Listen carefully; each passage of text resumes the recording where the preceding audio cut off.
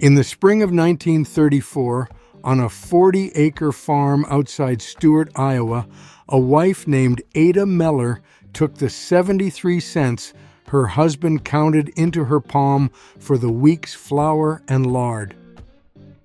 She walked to the henhouse, gathered 11 eggs, and traded 9 of them at the Crossroads store for 22 cents she never mentioned at supper. By Christmas, the Prince Albert tobacco tin buried beneath her rosebush held $41.60. Her husband, Walter, believed the bank had given them an extension. It had not. Ada had. Number 22 paid off a mortgage no banker thought could be saved. Number 14 fed a school teacher and clothed 3 children. And number 3, 3 cents a day, became the down payment on 40 more acres after the war. These were not tricks. They were a code taught mother to daughter at the kitchen table, never written down, never explained to the men. Hit that subscribe button now and let us count down all 30. Number 30, egg money kept off the books. On a corn farm near Grundy Center, Iowa in 1933, a wife named Etta Boyles sold her surplus eggs at the Crossroads store for 14 cents a dozen. She told her husband she traded them for flour. She did not. She pocketed every 4th dozen and walked home with the coins folded in her handkerchief. Eggs were her column in the ledger no man wrote in. By 1936, she had saved $68 in a coffee tin. He thought the hens just laid for breakfast. They laid for the future. Number 29. Butter and cream sold secretly to the creamery. In 1935, on a dairy farm outside Viroqua, Wisconsin, a wife named Helga Sorensen churned an extra pound of butter every Tuesday before her husband returned from the fields. She wrapped it in cheesecloth, walked it 2 miles to the creamery, and signed the receipt in her own hand. Butter brought 28 cents a pound. By spring, she had collected $11.20. Her husband signed for the milk. She signed for the cream. One check fed the farm. The other freed her. Number 28, the coffee tin behind the flour canister. In Pratt, Kansas, in 1932, a wheat farmer's wife named Lorena Pike kept a Maxwell House coffee tin tucked behind her flour canister where her husband Jim never reached. Each Saturday, she slipped in a nickel, a dime, sometimes a quarter from the egg sales. Coffee cost 26 cents a pound that year. The tin cost her nothing. By the time the drought broke in 1939, the can held $74.10. The bank could fail, the shelf could not. Number 27, cash sewn into a quilt or hem. On a tenant farm in Pulaski County, Arkansas, in 1936, a wife named Verna Tilden sewed folded dollar bills inside the binding of a double wedding ring quilt she had stitched for her hope chest. She tucked $1 between every 3rd bat. When the boll weevil ruined the cotton, she opened the quilt and counted out $19. $1 bought a week of beans, lard, and meal in 1936. The quilt covered her bed. The quilt also covered the rent. Cloth is patient. Cloth keeps secrets.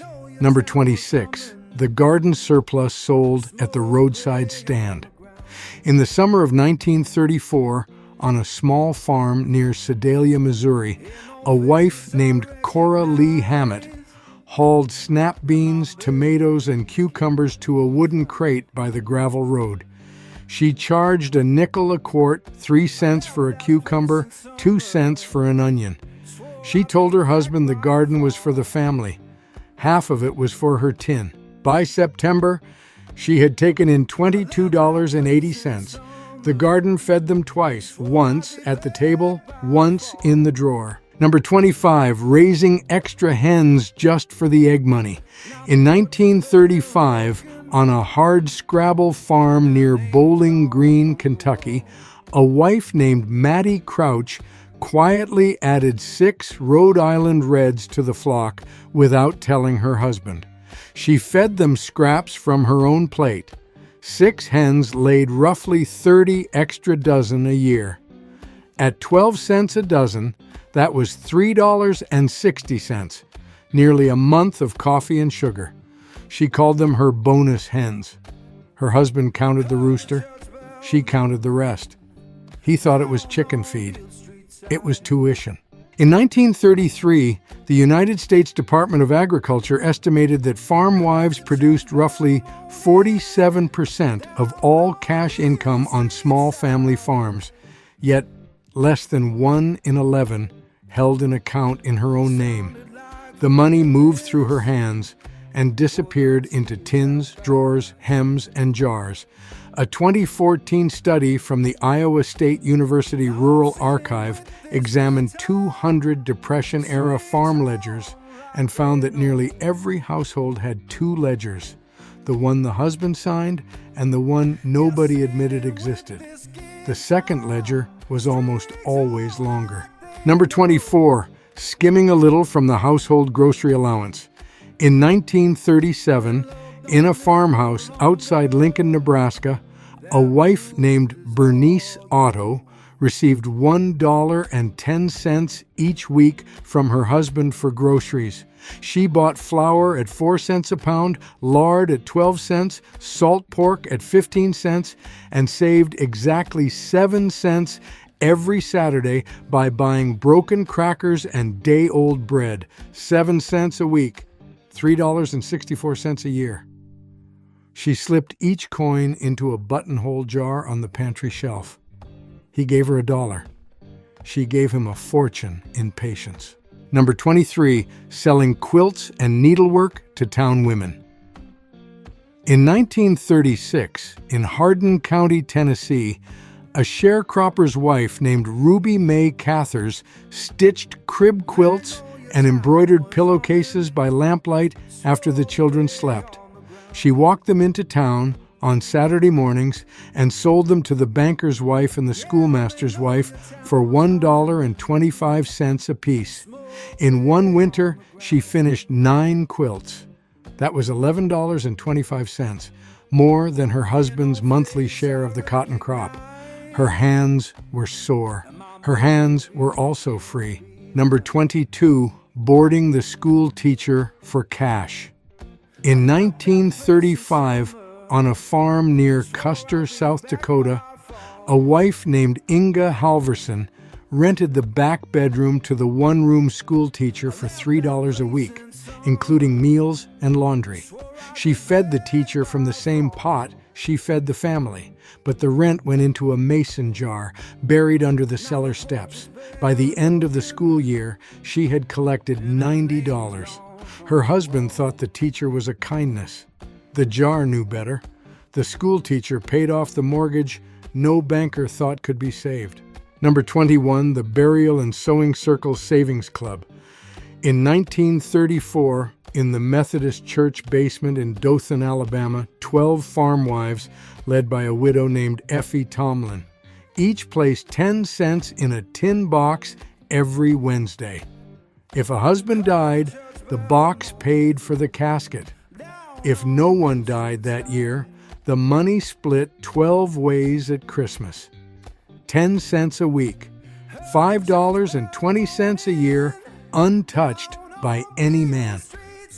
They called it the sewing circle. The men called it gossip. The women called it insurance. Number 20, bartering eggs and produce for the doctor's visit. In 1933, near Floyd, Virginia, a farm wife named Della Pugh paid Dr. Hensley with 3 dozen eggs, a chicken, and a quart of strawberry preserves when her boy broke his arm. Dr. Hensley logged it as paid in full, a cash bill of $2.75. The eggs cost her nothing. The doctor went home smiling. The husband never opened his billfold. She saved cash that was already hidden. Some bills got paid in feathers. Some debts got settled in jam. Number 19, money hidden in the Bible, the mattress, a buried mason jar. In 1936, on a homestead outside Guyman, Oklahoma, a wife named Opal Renfro divided her savings 3 ways. $5 went between the pages of the family Bible at Proverbs 31. $8 went into the corner of the corn shuck mattress. $12 went into a mason jar buried beneath the storm cellar steps. If the dust took the house, 2 would survive. If the bank failed, all 3 would. $25 total. 6 weeks of feed and flour. She did not trust one hiding place, she trusted 3. Number 18, the chicken feed flour sack dresses that freed up cash. In 1937, in Sumner County, Mississippi, a tenant farmer's wife named Lurleen Tate sewed every dress, every apron, every pair of boys' shorts from the printed cotton sacks Purina and Gold Medal began offering. A store-bought dress cost $2.48. A flour sack dress cost her nothing but thread. With 4 children and herself to clothe, she saved roughly $14 a year. That money went into the tin. Her children wore the feed sacks. Her husband ate the bread. She kept the difference. Number 17, trading labor and goods with neighbors instead of cash. In 1935, on a ridge farm in Greene County, Pennsylvania, a wife named Hattie Yoder traded a day of canning labor for a hindquarter of venison, 2 crocks of sauerkraut for a pair of children's shoes, and her husband's plow horse for a Sunday for 6 bushels of seed potatoes. No cash changed hands, but she calculated she saved $19.10 in one season. The men called it neighborliness. She called it accounting. The currency was sweat and apples. The interest was paid in winter. Number 16, keeping a second secret ledger. In 1934, on a farm near Norfolk, Nebraska, a wife named Wilma Engelhart kept a small black notebook hidden inside her recipe box. In it, she recorded every penny earned from eggs, butter, garden, and sewing, and every penny spent from her own tin. Her husband's ledger showed $11.40 in the family account. Her ledger showed $83.95. When the locust came, she opened the recipe box and bought seed corn for the next year. He kept the books, she kept the truth. Between 1929 and 1939, more than 750,000 American farms were lost to foreclosure, drought, and the dust. But economic historians at the University of Wisconsin reviewed county records from 1940 and discovered something quiet. The farms most likely to survive were not the largest, nor the best located. They were the ones with a wife who sold eggs, butter, and quilts in her own name. The cash she hid was often the cash that paid the tax bill the week before the sheriff came. She was not stealing from her husband. She was saving the deed. Number 15, the creamery cream check the husband never saw. In 1936, near Owatonna, Minnesota, a wife named Sigrid Lindberg arranged with the local creamery manager to issue 2 separate checks, one for the milk in her husband's name and one for the cream in hers. The cream check ran roughly $2.40 a week. She cashed it at the dry goods store and walked home with the coins in her apron pocket. In 1 year, she banked $125. He signed for the milk. She signed for the rest. Number 14, canning and root cellaring to skip the store. In the autumn of 1935, on a farm outside Athens, Ohio, a wife named Goldie Tasker canned 412-quart jars of tomatoes, beans, peaches, apple butter, and pickled corn. She layered potatoes, turnips, cabbages, and apples in straw in the root cellar. Store-bought canned goods ran 10 to 15 cents a can in 1935. Her cellar replaced roughly $40 of winter grocery bills. The cash she did not spend went into the tin. The jars on the shelf were not food. They were folding money. Number 13, selling eggs door to door in town.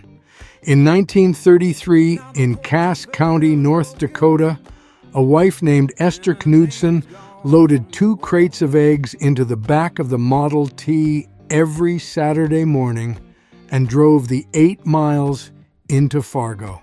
She knocked on the doors of doctors' wives, lawyers' wives, and the editor of the local paper, selling eggs at 18 cents a dozen, 6 cents more than the country store paid. 12 dozen a week, 72 cents a trip, $37 a year.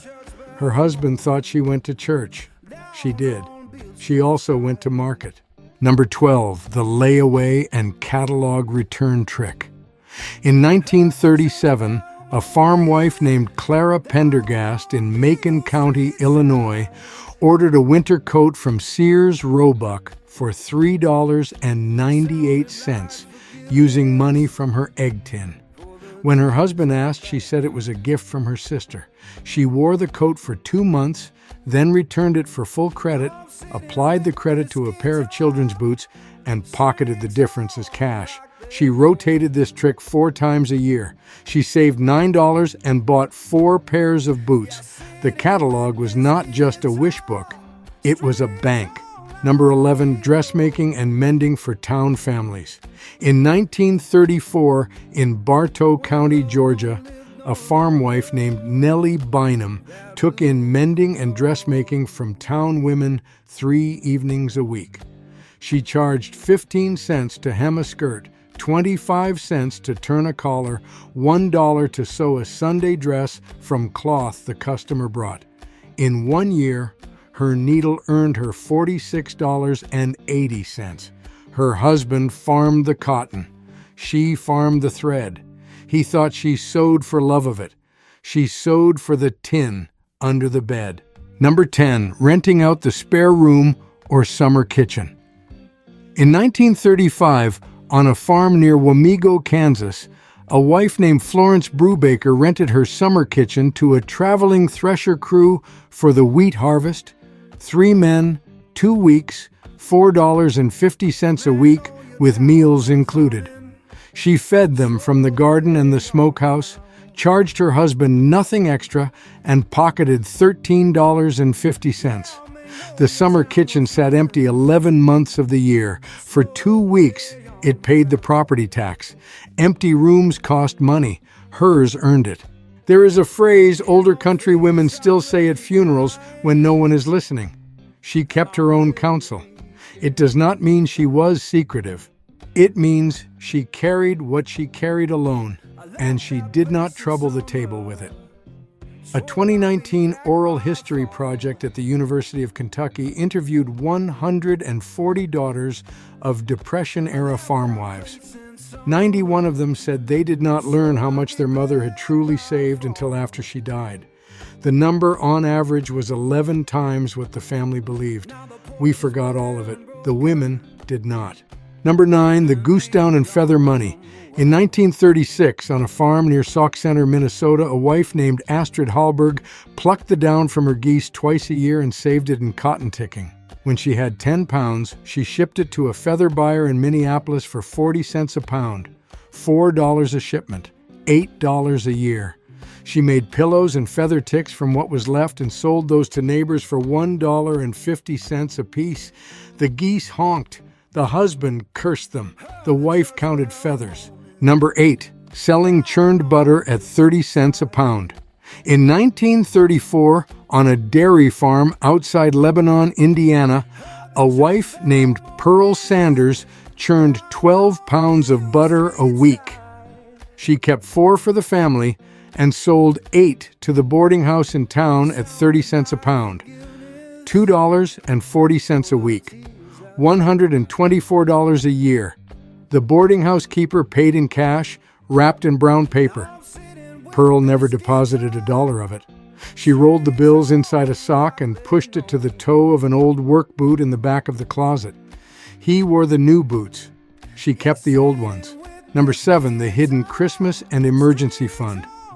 In 1935, on a farm near Hamilton, Texas, a wife named Vella Brock kept a separate Calumet baking powder tin in the cellar she called the no questions tin. Into it she placed 1 dime every Sunday after church. 52 dimes a year, $5.20. When her boy needed a tooth pulled in February, the tin paid. When Christmas came, the tin bought a sack of oranges, a doll, and a pocket knife.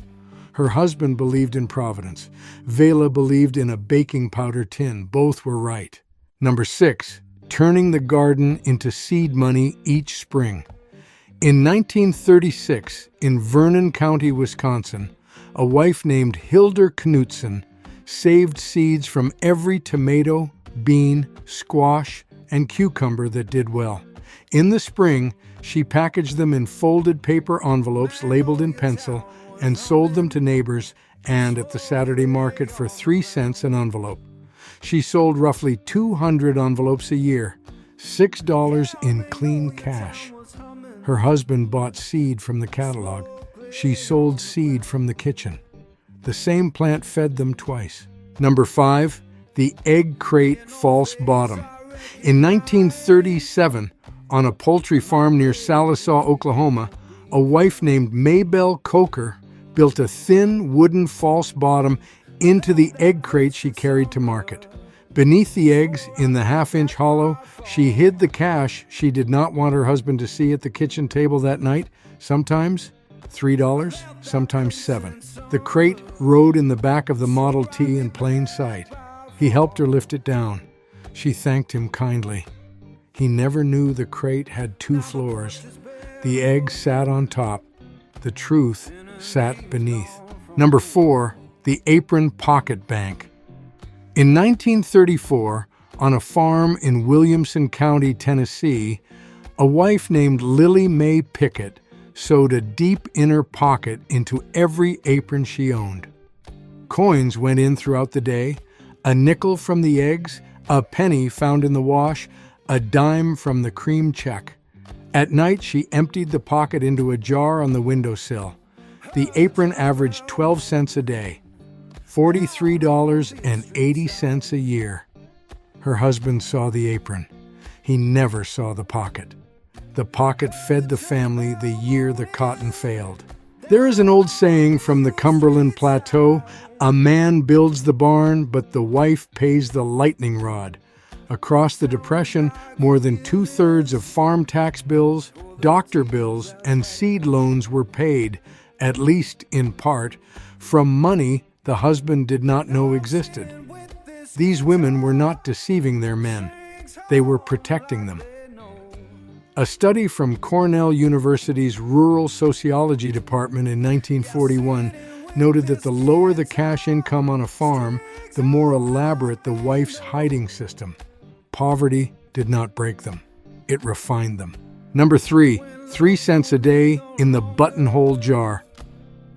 In 1933, on a farm outside Coon Rapids, Iowa, a young wife named Henrietta Vogel placed 3 pennies a day into a small canning jar with a slit cut in the lid. 3 cents, 21 cents a week, $10.95 a year.